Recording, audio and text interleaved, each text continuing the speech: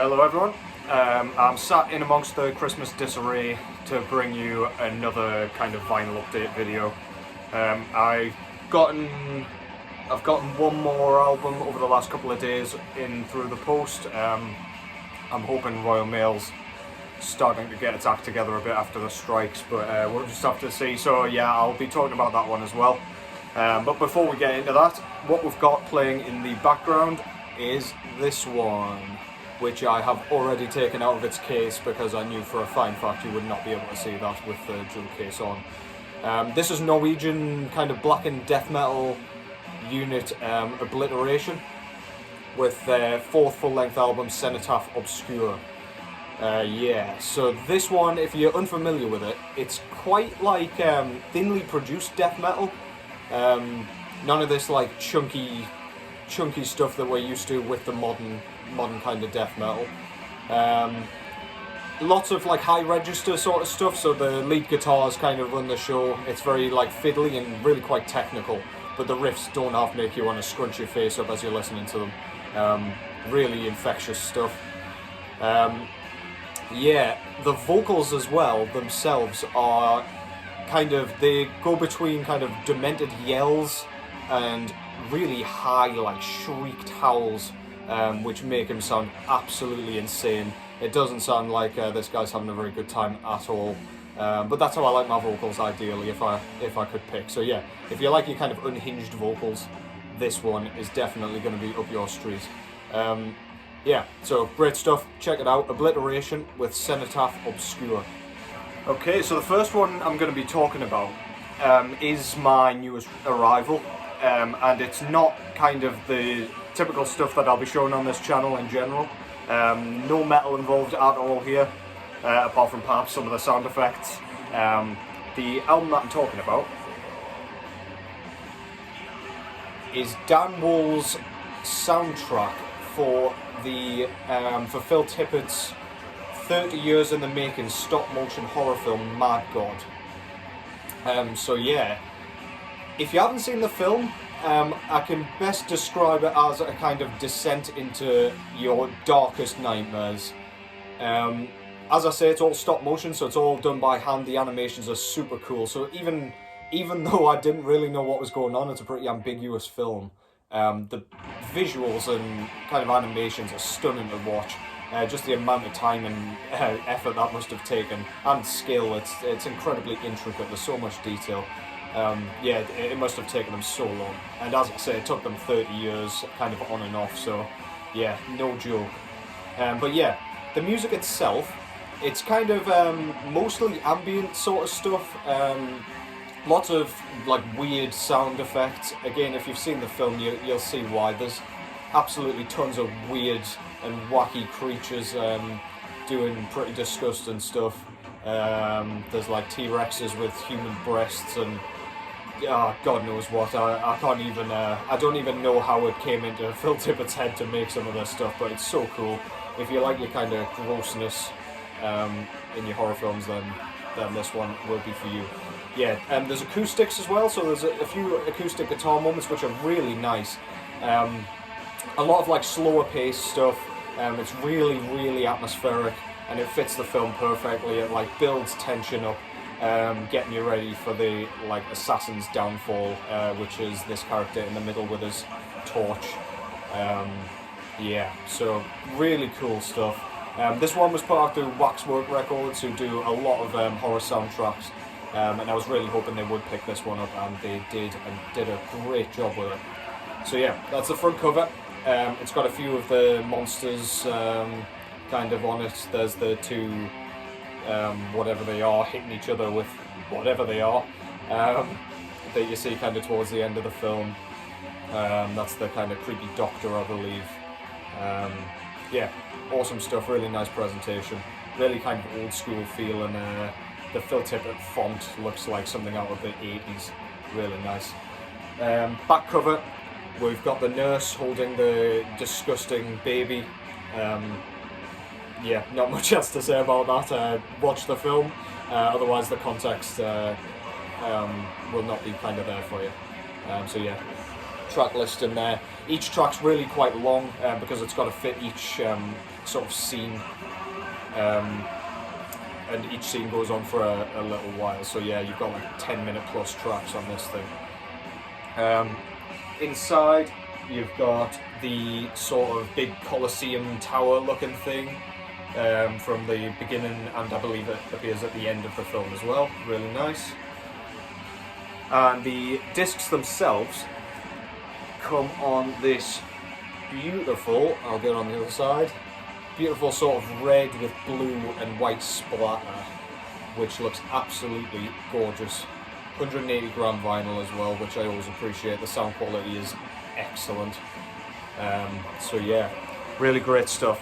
If you're into your like, I don't know, your ambient music and you like kind of horror themes, then you can't go wrong with this one. Definitely watch the film, but like the music sort of makes the film what it is for me.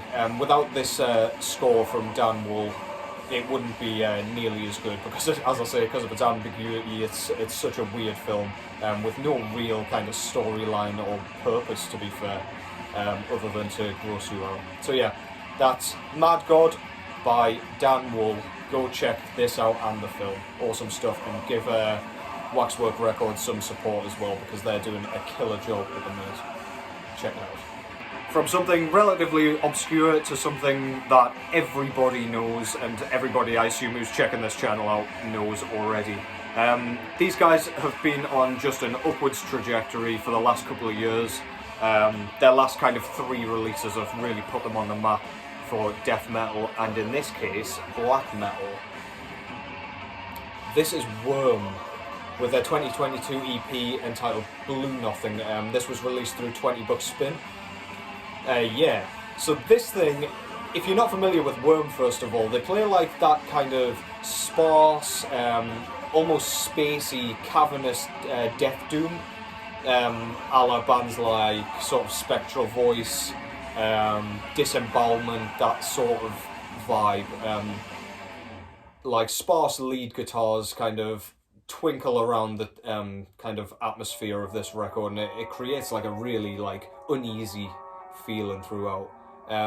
But this one, so on their previous 2 releases, that was like the main focus, but they've shifted a little bit on this one. They've kind of thrown a knuckleball at us. This one feels like a bit of an experiment for them.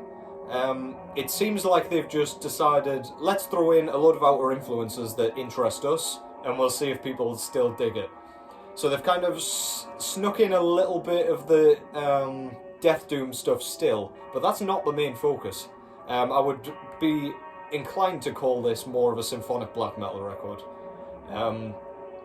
Blast beat sections all over the place. The synths just cover the music in like, I don't know, it just all feels really spacey and gloomy, really. Yeah, and then the sort of emphasis on the solos here. When I first listened to this to do my review, I was taken aback by how many solos were on this thing. It comes across sometimes as a bit of a death metal shred album, which I was not expecting, but I really do like it, and I really hope they kind of bring that forward on their next releases. They're like really nasty chainsawing, like it almost sounds like metal bending to me. Their rhythm guitar tone, it kind of, as with on their like previous releases, it's scarcely used, and I'm pleased it is, because when it does appear, it really sticks in your head and makes you want to smash your room up, basically. So make sure you don't like anything or anyone in your vicinity when you're listening to this. Yeah, so there's the front cover there. Really, really nice stuff. It depicts like sort of a really gross graveyard, I suppose. What looks like a scythe over here, and some like, I don't know, Grim Reaper maybe. You've got like bat creatures and lightning, and basically just shit you don't really want to be coming across in the dark, put it that way. So yeah, really nice artwork again, awesome stuff. You've got like a foil stamped logo in the top there. You cannot read what that says because the logo is unreadable. Trust me, it says Worm. Back cover there, we've got the most symphonic black metal band photos ever.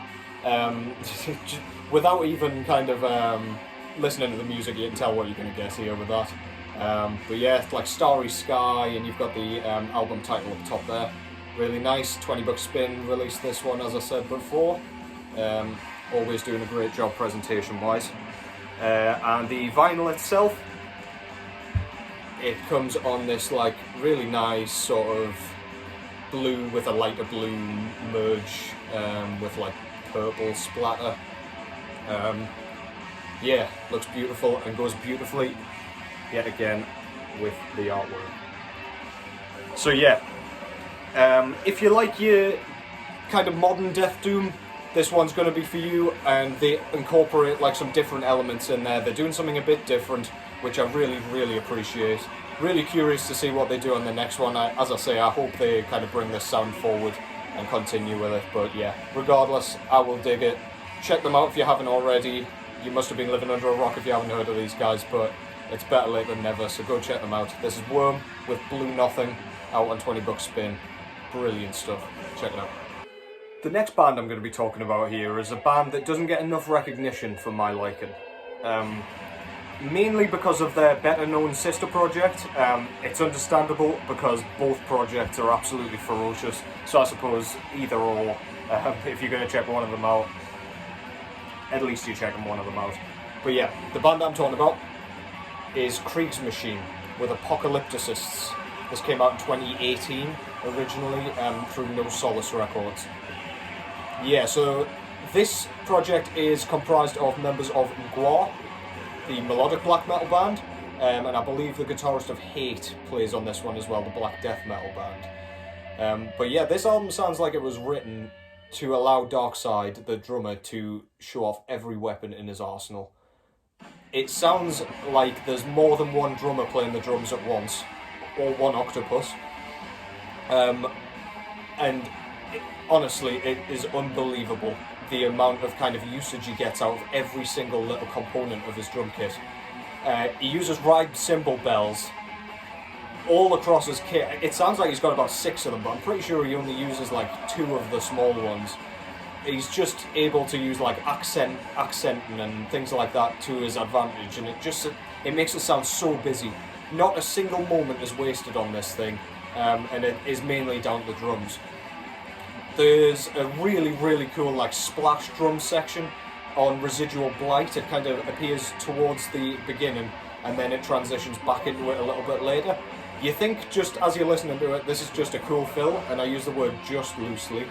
But then he uses it for the entire verse, so he's doing several bars of it, and it's genuinely just, your mouth's left agape after listening to it every single time. It's mind-blowing. So if you like your drums, this is a must-listen. But yeah, this is more progressive than Mgwa, but they've got like a similar sort of sound in general. The guitars are quite simple, but really moody. Lyrics are nihilistic as all hell. Again, you don't feel good after putting this thing on, and that's the entire point.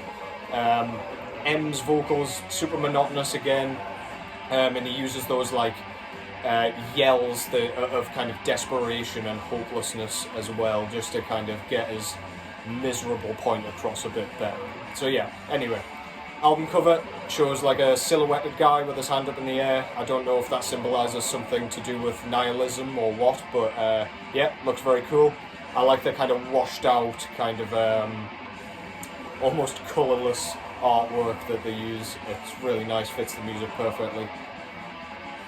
Back cover, not too much going on, absolutely nothing fancy and nothing trendy, no limitations. Just your track listing, no nonsense, and it's completely legible, which you'll be pleased to know. This one's a double LP, quite a long album, quite an intensive listen. Just comes on black vinyl. So yeah, if you like the sound of like kind of super complex drum patterns, and kind of unpredictable transitions and things like that, and time signatures, then this one is a must listen. Really cool stuff, and it's really something quite different and a bit of a breath of fresh air in the black metal kind of scene. So yeah, give that a listen if you haven't already. This band deserves way more recognition. Kriegsmaschine Apocalypticists, check it out. Last album, and I'm gonna rattle through this one a little bit quicker just because I don't know how much storage my phone's got left. So yeah, this one is an album by a band who has been kind of in the process of creating an album tetralogy. So this is the third one in the series, and it's of course from Canadian black metalers Panzerfaust. This is as I say, the third in a projected tetralogy entitled Sons of Perdition, Chapter 3, The Astral Drain. So, much like their previous two kind of entries into this series, this is really like brooding. So they use like the first few tracks to kind of build up to a climax, and then they just pummel you with the last couple of tracks. Dissonance, it's discordant, it's really like suffocating and harsh. It doesn't let you breathe for a lot of this, and it really doesn't let up. There's something quite like, the production makes you feel like you're in like a cloud of smog or something and just being choked incessantly, and I suppose that's what they were probably going for. There are three like not throwaway tracks, that's not the right term, but like interlude tracks in between like the tracks here. They just add like sort of ambient sounds, and it almost sounds like wind and like harsh weather in between, which is like a nice kind of building tactic as well. Yeah, so much intensity, so much tension, so much unease. The vocal styles kind of vary between like gruff bellows and like high kind of snarls. They sound really cool. I don't know if it's the same vocalist doing both, but either way, yeah, nice variation in the vocals. Artwork there, I don't really know what that is, but it looks like a face stuck in some like, I don't know, disgusting like honeycomb or like beehive or something, I don't know. That's almost definitely not what it is, but that's what it looks like to me. Yeah, really cool. Back cover there, you've got your track listing and some like hands with a pot. I don't know what that symbolises either, but that's what I see. And this one came on what was called Astral Noise vinyl, which is just like a blue with black swirl. Looks really, really nice. Goes beautifully with the artwork. As I always say, I like it when labels make an effort to kind of try to make their vinyl variants match the cover. I like a bit of relevancy, you know. So yeah, really cool stuff. Panzerfaust, Sons of Perdition, Chapter 3, The Astral Drain. Check it out if you can remember that album title. That's all from me, folks. As always, thank you very much for watching. Give it a share if you like it or think other people will like it. I don't know when the next one will be, but as I say, I'm going to try and crank a few of these out over the kind of Christmas period, so I don't suppose that'll be too long. Yeah, thank you very much for the support, the unprecedented kind of watching and commenting and liking of my channel. It's been really cool. So yeah, thank you very much. As always, take care, and I'll catch you on the next one.